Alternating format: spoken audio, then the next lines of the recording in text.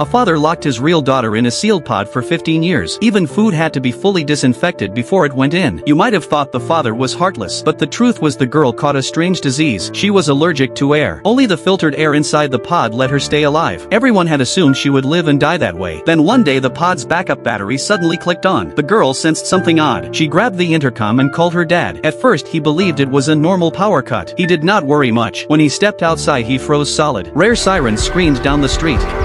People ran in panic. It looked like something terrible was rushing in. He looked closer. A thick yellow fog rolled forward like a tsunami. Anyone who breathed it dropped dead in a second. The man spun around and sprinted home. He ran for his life and burst through the door just before the fog caught him. The fog already seeped in through every crack. He and his wife had to flee. Their daughter could not move, but her sealed pod was safe. The couple raced to the top floor. The fog chased them step by step. Luckily a kind old man lived upstairs. He opened his door and let them in. Inside, the wife grabbed the intercom and called the girl. When the girl said she was safe, they both exhaled. They did not know the worst was still ahead. They walked onto the balcony. The whole street lay buried under yellow fog. No one knew where it came from. The man climbed to the roof and his heart sank. No rescue teams were in sight. The fog kept rising. The pod could filter air, but the backup battery would not last the night. The man decided he had to fetch a new battery. The entire route was poisoned. Holding his breath would never work. Suddenly he remembered something. He opened the window and climbed down without hesitation. The old man downstairs, 180 years old, had used oxygen for years. He kept oxygen tanks at home. The old man was already dead. The man searched everywhere. He found the oxygen tank just as his lungs burned. He twisted the valve open. He took a deep, life-saving breath, checked that plenty remained,